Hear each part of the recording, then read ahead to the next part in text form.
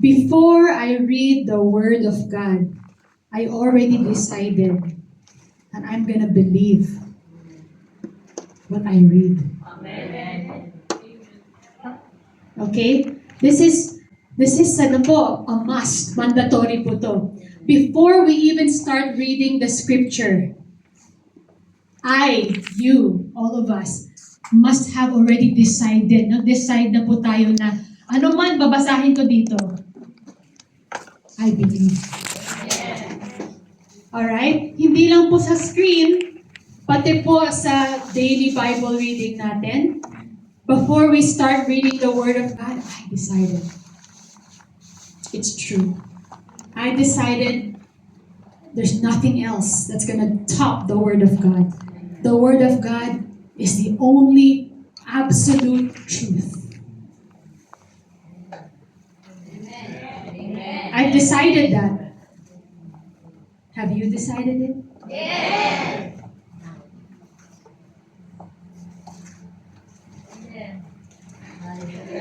Okay. Amen. So, let's start with the first scripture. Isaiah, it's gonna be in English and Tagalog. And again, reminder, before we even read it, you have decided what? Yes, you have decided that you're gonna believe it. It's true. It's true. Mas totoo po yung word ni Lord kesa sa sinabi ng friend nyo. Amen. Mas totoo yung word ni Lord kesa sa sinabi ng news. Amen. Ng Facebook, ni Tesla, ni Elon Musk. Mas totoo ang word ni Lord Amen. kesa sa mga sinasabi ng iba. Amen. Decide that. Decide. I'm sorry to repeat and repeat, but sometimes it helps Yes. to say it over and over again. Amen. I decided. Okay? Let's read together Isaiah 53 verse 5. Here we go. But he was pierced for our transgression. We can read it a bit slowly. It's gonna help, I'm pretty sure. He was crushed for our iniquities. Upon him was the chastisement that brought us peace. And with his wounds we are healed. Tagalog po. 1, 2, 3. Subalit, sinugatan siya dahil sa ating mga pagsuway. Dinurog siya dahil sa ating kasamaan. Ang parusang tiniis niya ay nagdulot sa atin ng kapayapaan. At dahil sa kanyang mga sugat, tayo'y may kagalingan. If you read it slowly, if you read it word for word, if you decided before you even read this that I believe what I'm going to read dahil totoo, Amen. it makes a difference, mga kapatid. Amen. Kung babasahin lang po natin ang Word of God na dahil ma-check lang natin ang list natin, it will not do much. Amen. Although God's grace, it will work, diba? You'll remember it when you read something. But if you intentionally read it, knowing, believing that I have believed what I am going to read, and it is true, it makes a difference. So, the Bible says, Isaiah chapter 53 verse 5, this is the Old Testament, and this was a prophecy from the prophet Isaiah already. Kahit hindi po nangyari na dumating na si Lord, hindi pa po nangyari yon, pinaprophesy na ni prophet Isaiah. Amen. Right? Amen. Sabi po, sinugatan siya dahil sa ating mga pagsuway.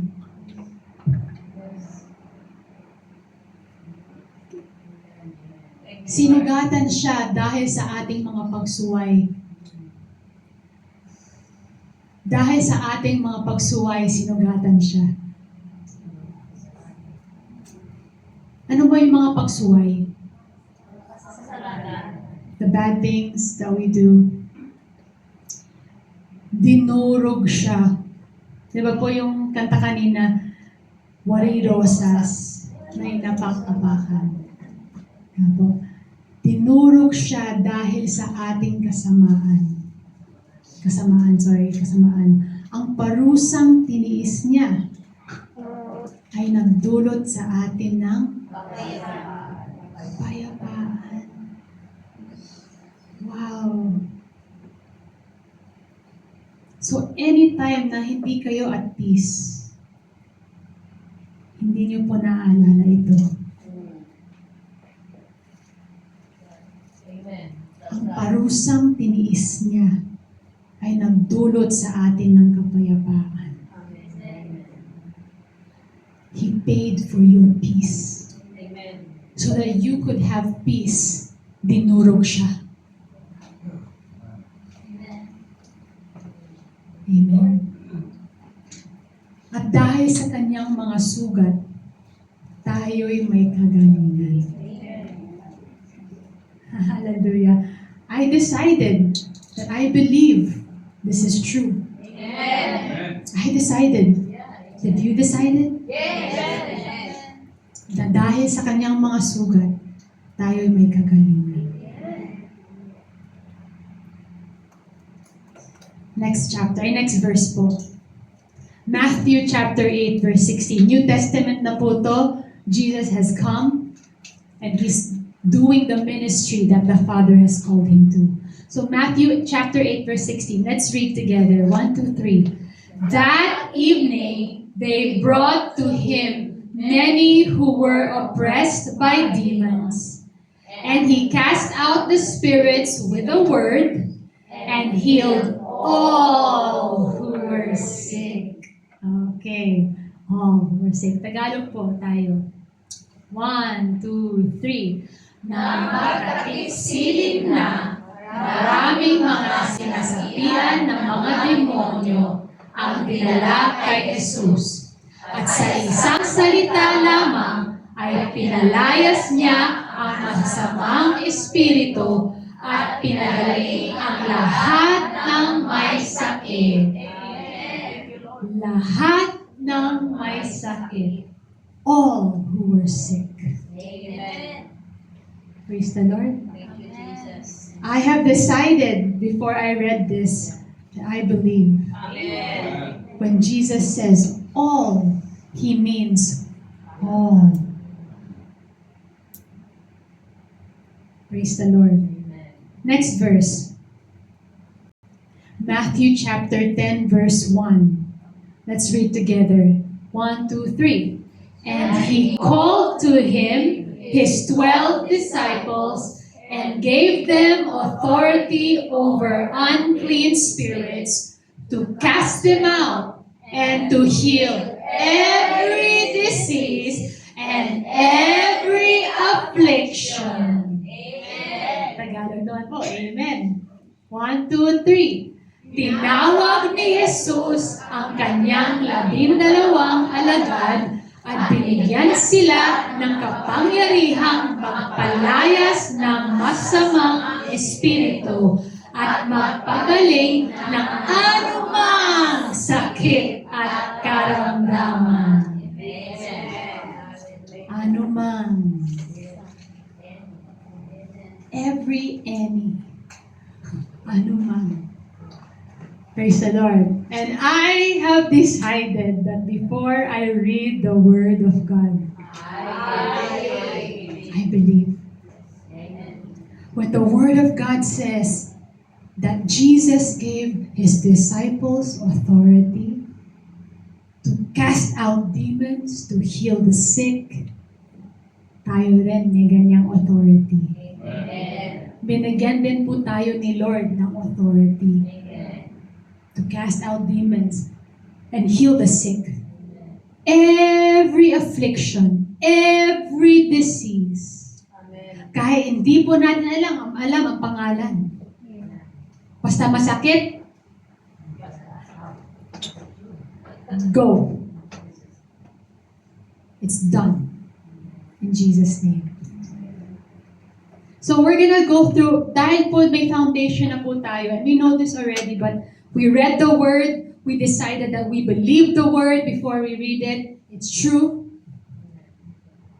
I'm gonna give 5 points. Ito po is like parang guidance or truths about us as Christians, about healing in the Lord. This is truth. Okay? Hindi po siya pwede hindi. It is truth. Amen. Okay. The first point. Divine healing is the right and the responsibility of every Christian. Can you say it together with me? 1, 2, 3. Divine healing is the right and responsibility of every Christian. Praise the Lord. Aren't you so blessed na may ganun tayong privilege? Right po. Right now in this room, there are 50 to 60 world changers. Everyone here can heal the sick. Amen. Everyone here can raise the dead. Amen. Everyone. As Christians, we carry the atmosphere for healing. Because why? We have the Holy Spirit inside of us. So, yung mindset po natin dapat, kung saan tayo, pwede mangyari ang healing. Amen. Amen. Dapat yun ang mindset po natin. Pag may sakit, pag mayroong may sakit, we go there, ay, gagaling siya. That is our mindset. Hindi tayo mag-a-add sa, ay, may sakit siya. Hindi po tayo pangdagdag ng doubt. We are there to lift up the faith of those who don't believe. We carry the atmosphere. Don't deny the healing just because hindi nangyari. I think Pastor Morgan shared a testimony some time ago na may isang Christian na nalaman may conference, healing conference sa isang state sa US, maybe 3 hours away drive. So dahil masakit yung paa niya, flat-footed po siya. So pag flat-footed, parang hindi normal ang pag-walk, may konting uncomfortability habang naglalakad. So he drove 3 hours to the conference early in the morning pa. Tapos during the altar call, nag-line up silang lahat ng kailangan ng healing. Tapos yung pastor, famous pastor about healing, he's like, God bless you. God bless you. God bless you. At dumating sa kanya, ina-expect niya yung mas mahabang prayer. Nung nilay hands, God bless you. Sabi niya, ha? Nag-drive ako ng 3 hours para lang sa God bless you? Grabe pagod ko Ako ko nagising. Umalis siya. Nagtampo. Grabe, nakakayos ng pastor na to. Hindi niya alam. Gano'ng katagal ako na gano'n. Hirap din sa pa ako. Gusto mo na, nag-drive na siya. Tapos pagod siya ng restaurant. Grabe talaga. Ay, ako kumain na siya. Nakakainis ng mga pastor na to. Tagal niya nagtampo. Hindi niya na malayan, magaling na siya. Do not deny the healing just because hindi nangyari immediately. Don't doubt one word. Sabi nga ni Lord dun with one word, He delivered those who were demon-possessed. With one word. I don't know what's the word. Maybe be gone, be free. I don't know. 2 words nga po yun Right? Don't deny the healing just because hindi nangyari agad-agad. Don't doubt. Amen? Amen. So ano po yung first point ulit? Divine healing is the right and responsibility of every Christian. So think of yourself as like a doctor in an airplane. Diba? Pag may manganganak, or someone is having a heart attack, they will call, any doctors here? Diba po? Just think about, any Christians? Any Christians? May Christian pa dito? May pwede mag-pray dito sa may sakit? That would be so cool.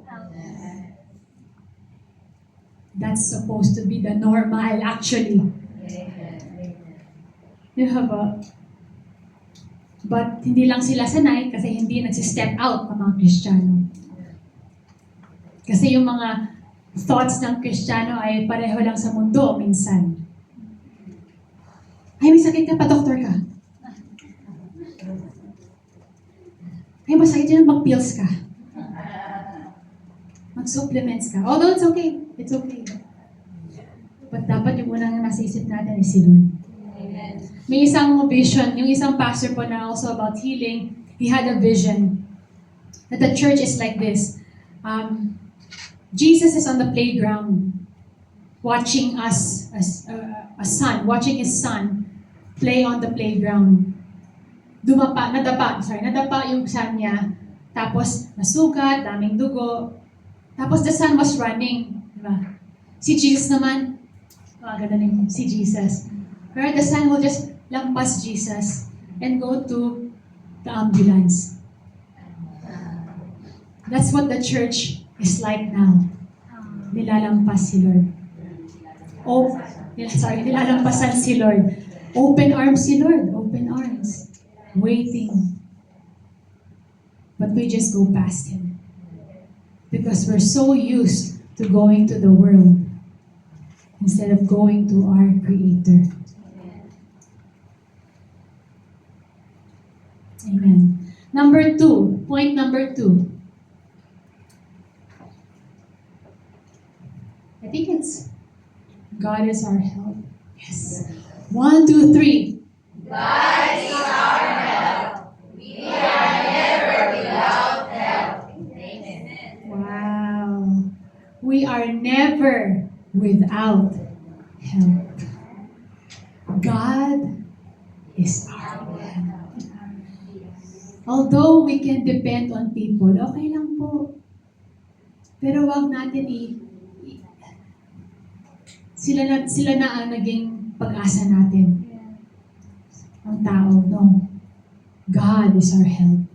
It is in Jesus' name that we pray. Amen. Not in the name of doctor.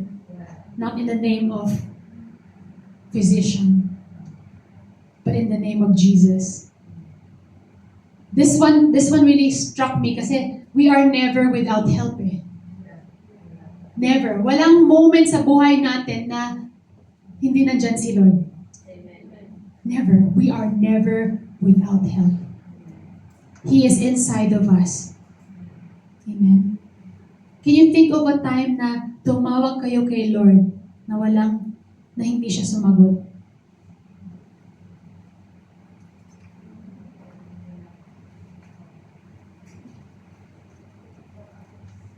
He's always there. Let's remember that we are never without help. We call on the name of the Lord and we will be saved. Call upon the name of the Lord and be saved. He is just a call away. When you are with someone, next to someone, kahit isang whisper lang, dinig na dinig mo.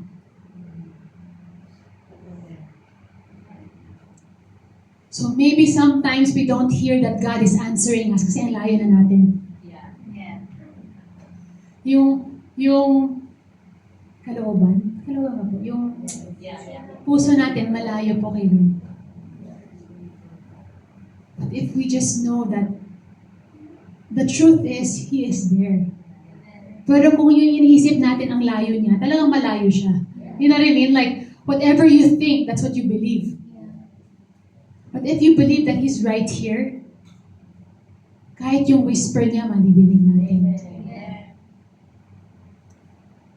Yung, Lord, I really can't do this. It's so hard. Okay lang, nandito na ako. Lord, thank you, Lord. Yung agad-agad, yung, He's right there.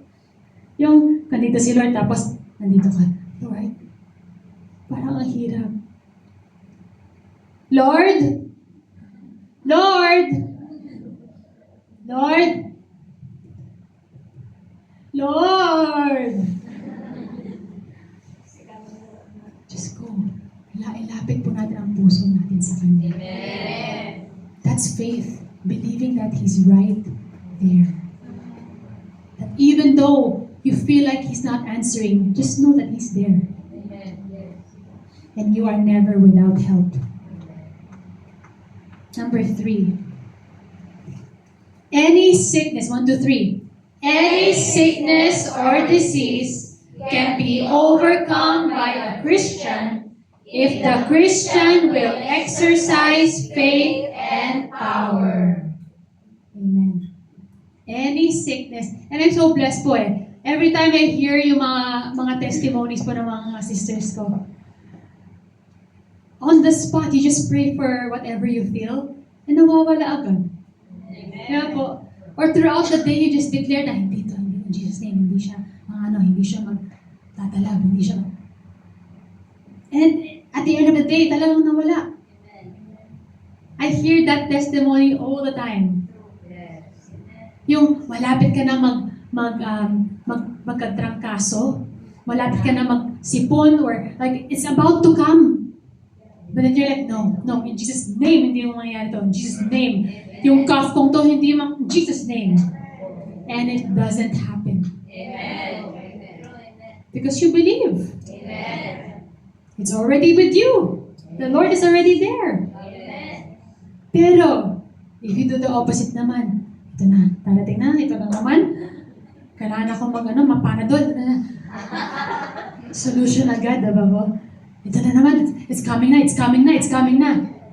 the end of the day, it's there na.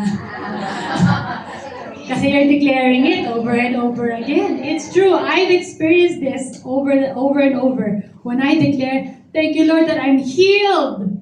Sa banyo po, sa work, thank you Lord that I'm healed. Jesus. Di na ako magkakasakit. Talagang, none. It doesn't happen even while I'm working. Kanina lang, nag-aching.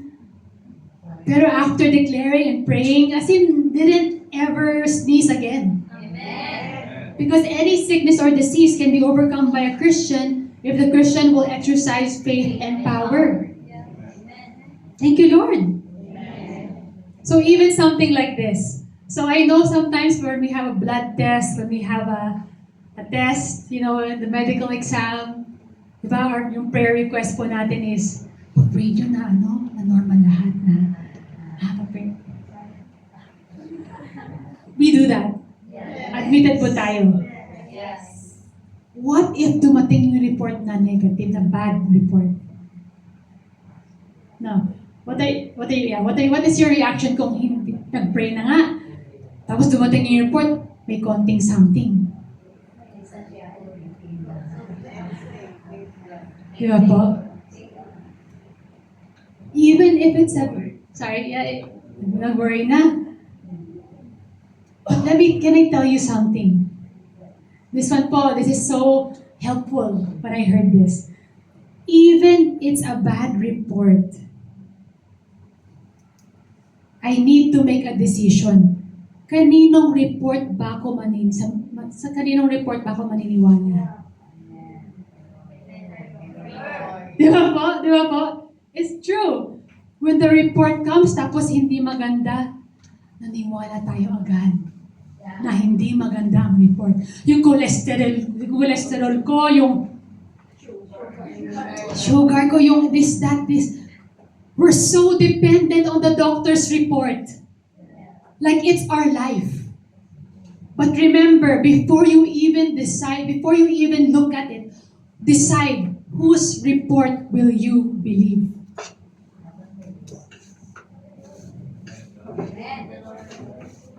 Whose report will you believe? And I know, I want to put on the side, may konting disclaimer lang po Huwag po natin sabihin, sabi ni sister, sabi ni pastor na huwag nang We still declare.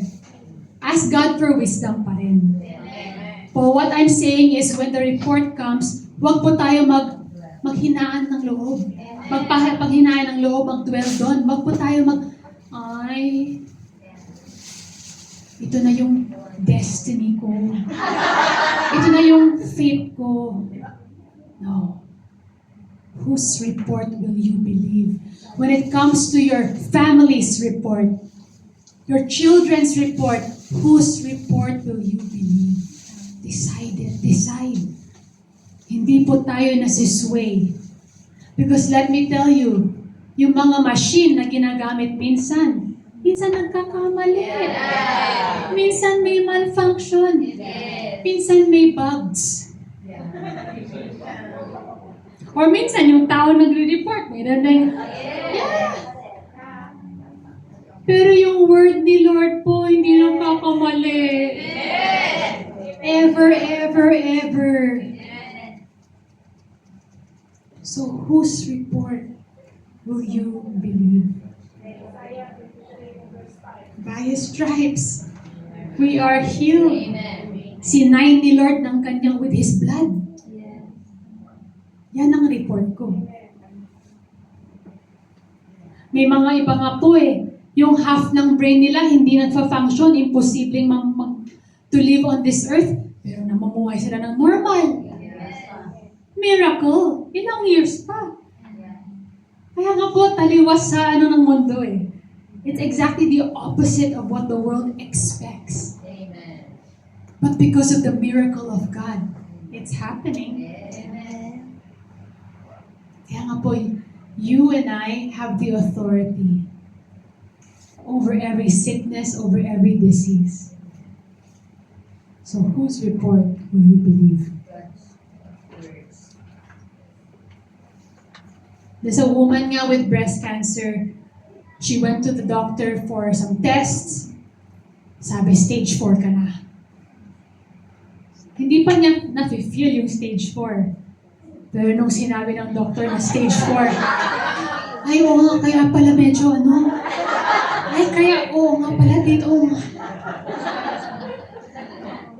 dinikta na yung feeling niya ng report ng doctor.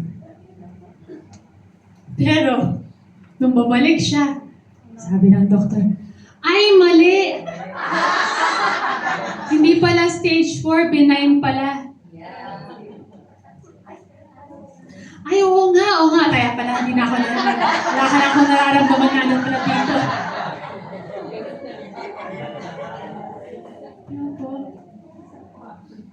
We go with the flow Pero yung maling flow naman, health is important. Amen. God wants you to be healthy. Amen. Do your part. Eat healthy, wag naman puro taba rin. Wag puro matamis rin. Do your part. Be wise. But yeah. Hindi po laging everyday miracle na parang, Lord, kakain ako ng ganito. Bless the food that I'm going to eat. Thank you, Lord. Kahit puro taba. Be wise. Di ba po? Huwag mo natin i-abuse. Yeah, don't take advantage. Don't abuse the body that God has given us. It's still the temple of the Holy Spirit. Amen. But whose report do you believe if something happens? Kasi there are some people naman na super healthy. Yeah. Pero may something happens sometimes. Yes. I believe all of us are healthy. Amen. You look so good. You look healthy. So strong. Praise the Lord. So, no, I'm not going to declare anything, but I declare that we are living in divine health. Amen. Divine as in heavenly health. Amen. But this is if you encounter something in your life, believe the report of the Lord. Amen. That by Jesus' stripes, I am healed. Amen. how about faith? Hallelujah. God is never wrong. Amen.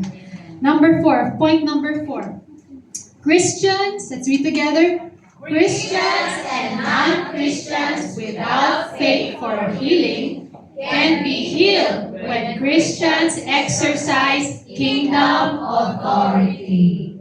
Okay? So kahit hindi siya Christian, kahit Christian, at pareho silang walang faith, pero kayo, nandun, you can exercise kingdom authority.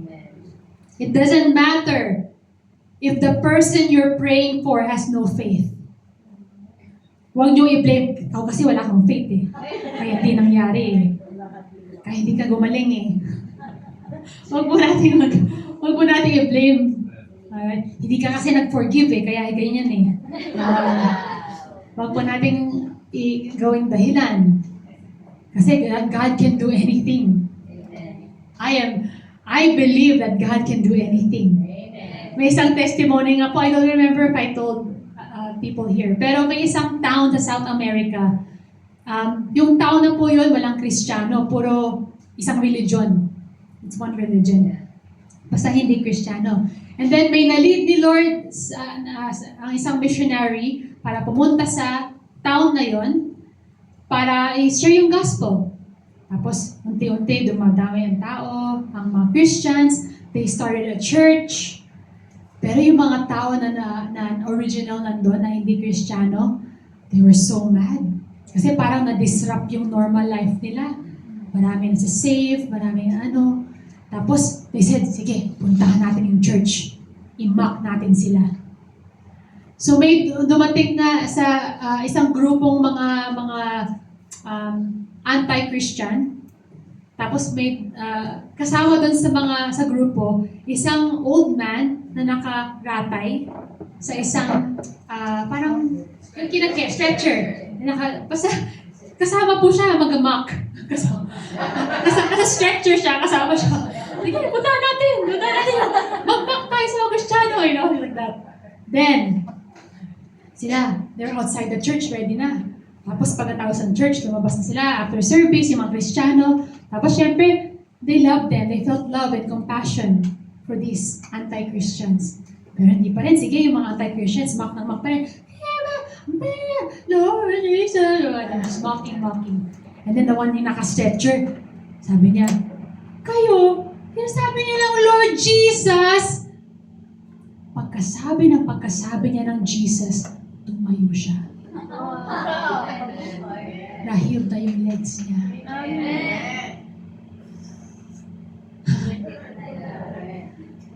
What? Huh?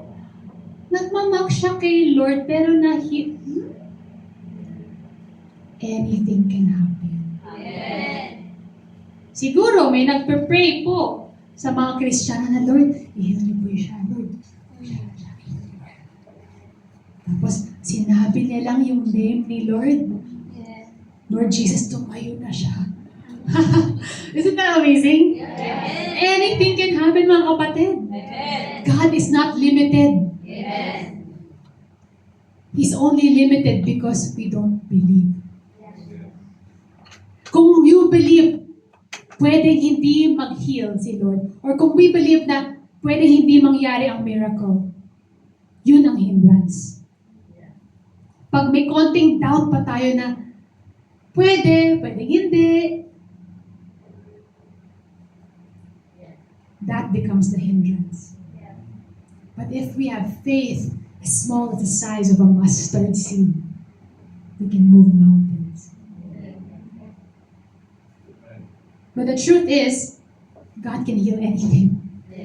God can raise the dead. Walang imposible po talaga kay Lord eh. And I believe that. Do you believe it? Amen. Amen.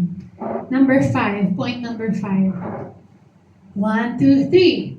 All sickness and disease is a work of the enemy and is to be defeated wherever and whenever they are encountered. Amen. So, clear na clear po dito na all sickness and disease ay galing sa kalaban. Hindi po siya galing kay Lord. At, huwag po natin sabihin na ginamit ni Lord ito para maturuan. Would you as a parent pray for cancer on your child? Para maturuan siya. You would never do that. So why do you think God would do that?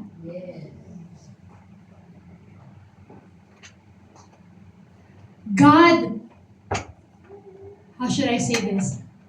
If you got more closer to God, dahil sa nangyari, praise the Lord. But it's not because God gave you that sickness. Yes. Amen. All sickness and disease is the work of the enemy. Amen. Okay? And is to be defeated wherever and whenever they are encountered.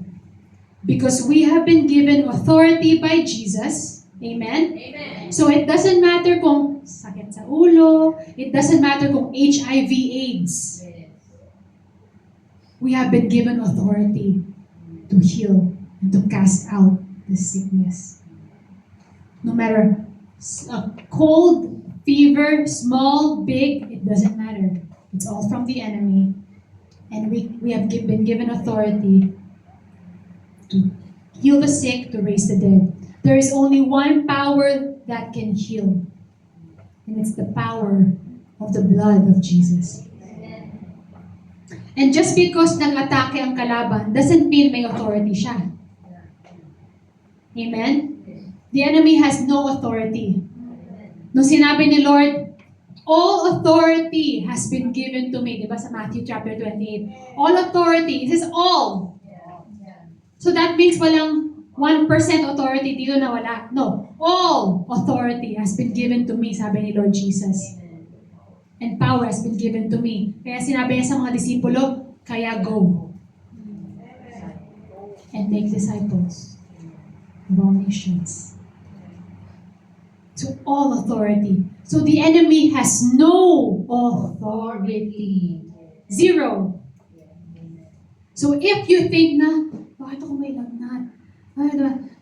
Don't think na, ay may ano ang kalaban. May power ang kalaban sa akin. No!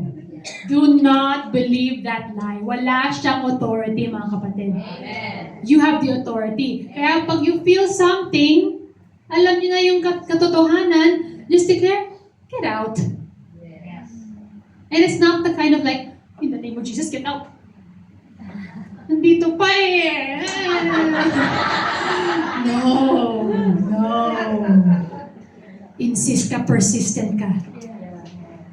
Huwag kayo mag-give up. Don't give up. Because the enemy has no authority. And this is the truth, amen? Amen. Yes. God can heal in so many different ways. It's the same message my dad has been preaching, Pastor Paulo, my mom, myself, we've all been preaching the same thing. It's the truth. But the truth is also that hindi lang isang paraan na nag-heal si Lord. God can heal in so many ways. Sometimes by anointing oil. Sometimes by laying on of hands. Sometimes by handkerchief na tinouch na by faith. There's so many ways. Minsan nga, marinig lang ang heavenly sound, healed na. Wala nag-touch sa person, wala nag-minister, narinig niya lang yung sound. Wala na yung cancer. Woo. Just looking at, may isang testimony rin po, nagpe-paint yung isang person na, yung word na hope. Just painting it. And then I think it's in the healing rooms in the US, I think. Basta hope, pinipaint niya. May dumating na isang client or isang person na may sakit na cancer. Tapos kitang-kita yung tumor sa tiyan niya. Pagtingin niya po sa painting na yun, gone.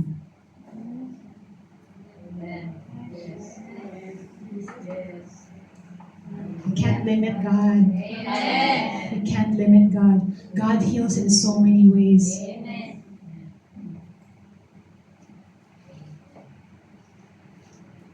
Sometimes, like Jesus, He took His saliva, put it on the mud, put it on the eyes, can see. Sometimes, spit lang ni Lord, put on the eyes, can see.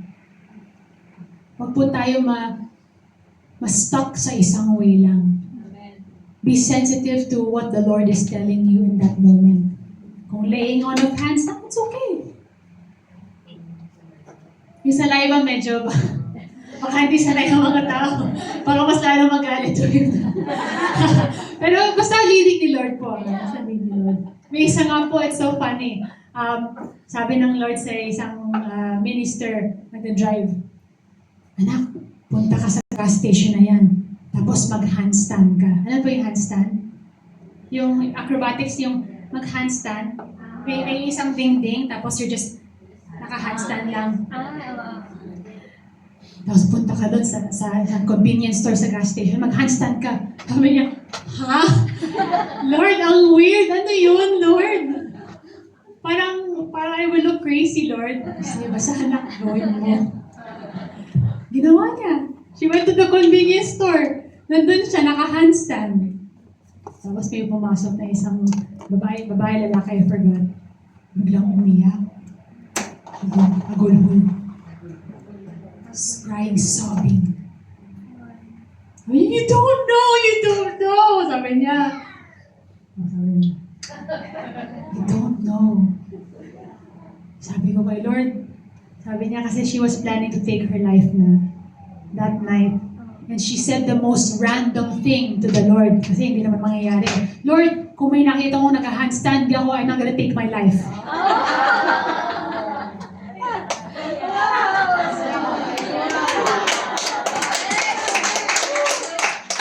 Kasi sensitive yung nagda-drive. He was next to the Lord. Even the most weird thing. Pag si Lord, imagine, pinaka-random, ginamit ni Lord. Because this person believed, kasi ganun ka-close sila eh. Kahit yung pinaka-weird na pinapagawa ni Lord. Basta sabi, Lord, dito weird. Ano po? Don't you want that kind of relationship with the Lord? Yes. Yung ano mang sinasabi niya, di ba, believe na believe tayo. We're not doubting, but it takes close relationship. It takes faith. There's a risk. Of course, there's a risk that she can be standing there for 10 minutes, 20 minutes, walang nangyayari. There's a risk. Pero she believed. Kaya nga po natin ilibid si Lord. Amen? The enemy can only be defeated by spiritual weapons, hindi sa carnal na weapons na ginawa ng tao.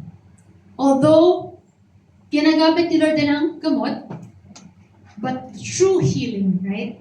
It's really through the Spirit in the Lord. Because doctors say, to be honest po, this is the truth. When you go to the doctor and tell them your problem, they cannot heal you. Okay? The truth is, they will put your body in a position na pwedeng mag-start ang healing. Kumbaga may simptomas, di ba? May mga simptomas, may mga issues dahil sa isang sickness. The doctor can only make you better. Through the medicine, the doctor can put you in a position para gumaling. Para bumalik yung katawan nyo sa isang state na pwedeng mag-start ang healing. But, hindi pwedeng mag-heal mismo ang doctor.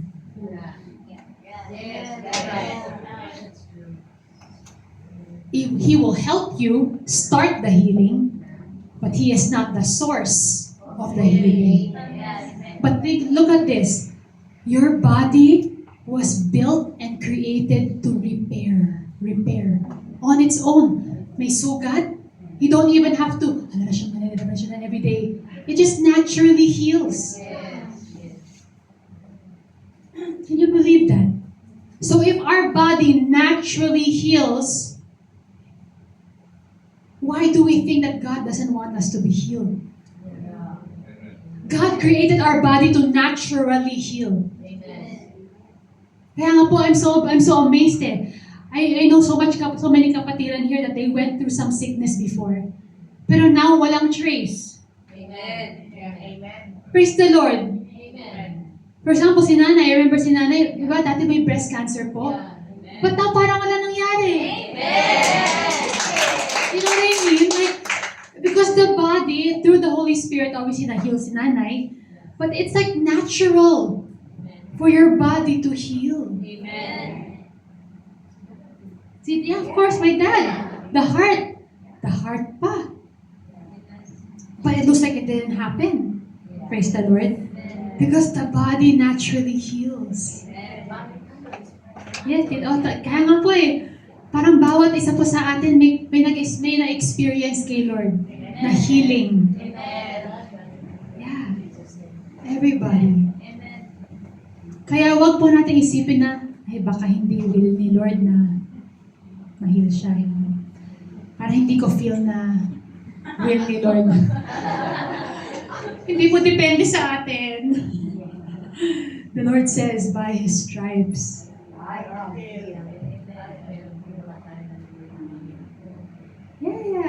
Yeah. Although talaga po, may hangganan ang buhay. Right?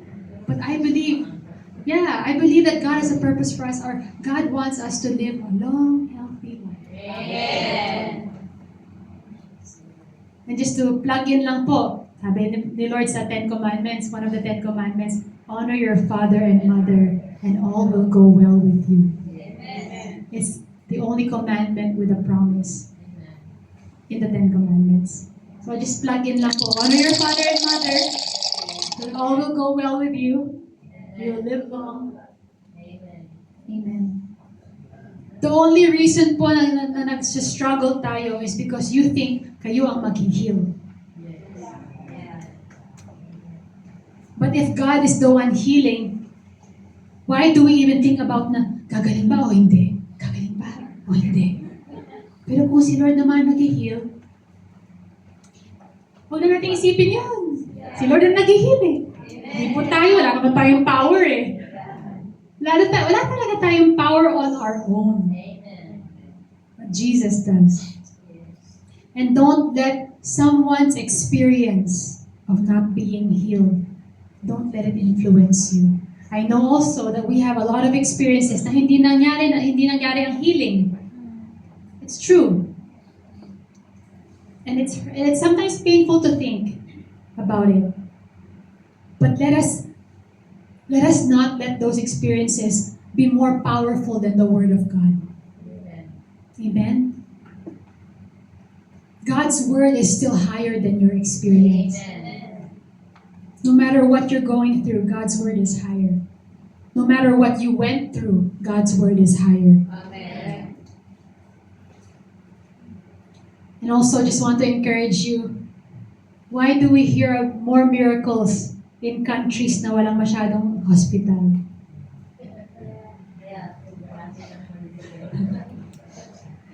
Because kung wala si Lord, yung hospital na pinakamalapit, isang araw pa yung biyahe.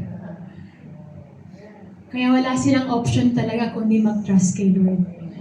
Sa Africa, South America, sometimes Philippines.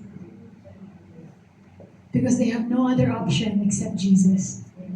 But tayo po dito in the Western world, the more prosperous places, we have all the options. We have doctor sa dito, doctor sa dito, doctor sa dito, doctor sa dito, doctor sa dito. We have so many options. Kaya medyo nagiging third place na lang si Lord. Pero I believe if we put you, me, in a room, in a hospital, I believe the people will be healed. Kaya may mga ganong ministry po na pumupunta lang sa hospital para mag-lay hands sa sick.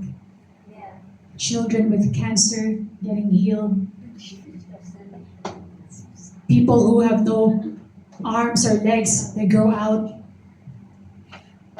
Because they believe, those people believe. May isang sa Mozambique, sa Africa, they were praying for people. They put all the people with HIV and AIDS in one room. Kasi parang wala nang hope. Can you imagine? Grabe, no?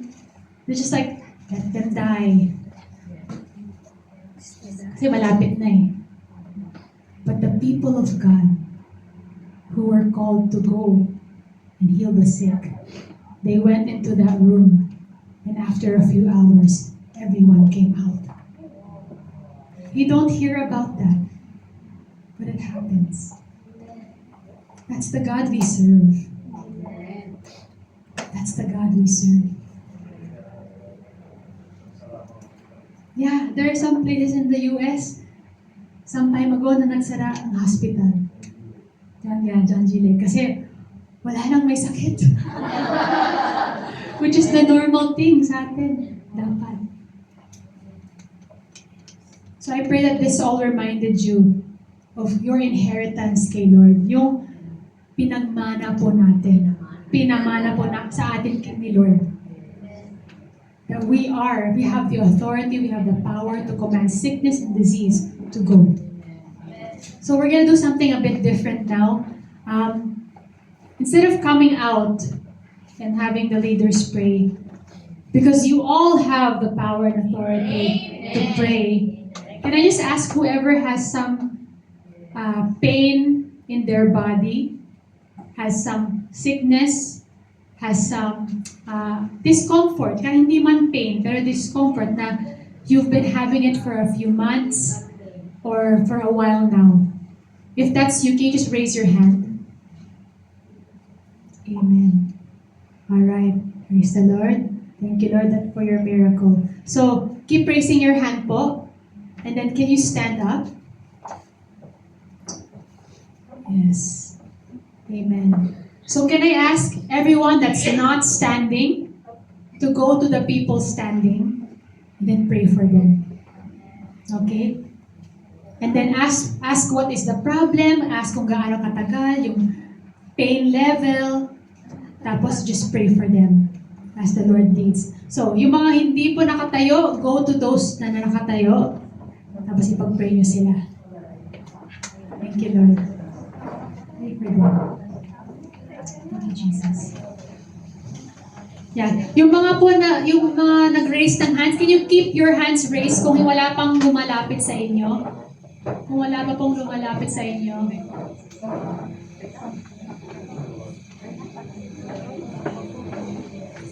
Anyone na wala pang magpe-pray.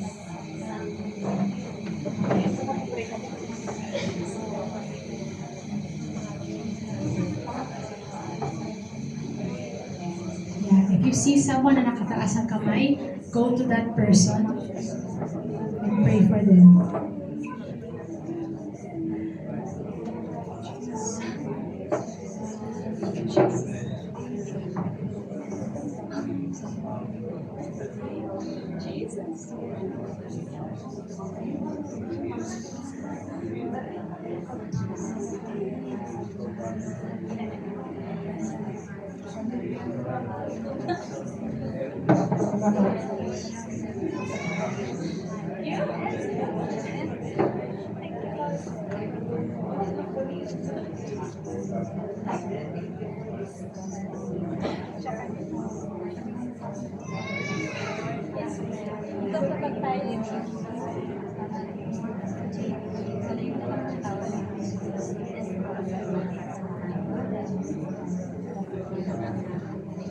Tapos pagkatapos kayo pinag-pray, i-test nyo po. I-test nyo po.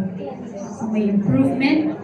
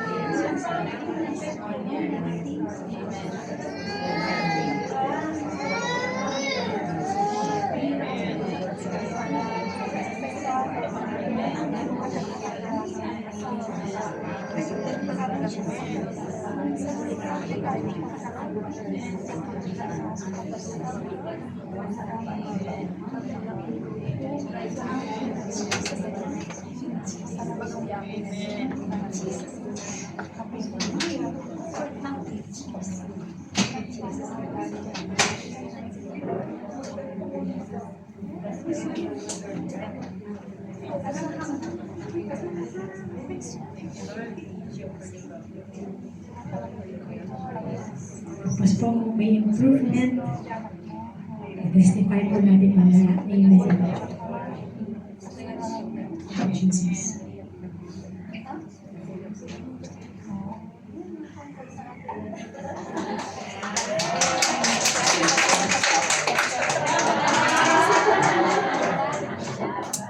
Thank you, Lord. Hallelujah. Amen. Anybody experience instant healing? Raise your hands. Oh, praise the Lord. Thank you, Lord. I'm not surprised. Hallelujah. Anybody has some improvement? Amen. Praise the Lord. Thank you, Jesus. And I believe po na if there's improvement at hindi pa fully healed, that doesn't mean na hindi mangyayari ang healing. It just means continue to receive. Thank you, Lord. Thank you, Lord, for the healing. Thank you, Lord, that you're going to use me to heal others. And the wonderful thing is, when you pray for others, the healing you receive, they will receive. Thank you, Lord. No, praise the Lord. God is good. Lord, we just thank you for this time. Thank you for giving us the authority and the power to lay hands on the sick, and they will recover. They will get well. And we thank you, Lord, na hindi lang po sa even in the homes that we work in, but even sa mga family namin sa Philippines, Lord God. Even talking on the phone. Thank you, Lord, na you are there. That you can stretch forth your hand over them, Lord Jesus. Even by hearing the words that we speak over them, they will be healed. Salamat, Panginoon, na limitless kayo, Panginoon. In Jesus' name we pray. Amen. God bless po.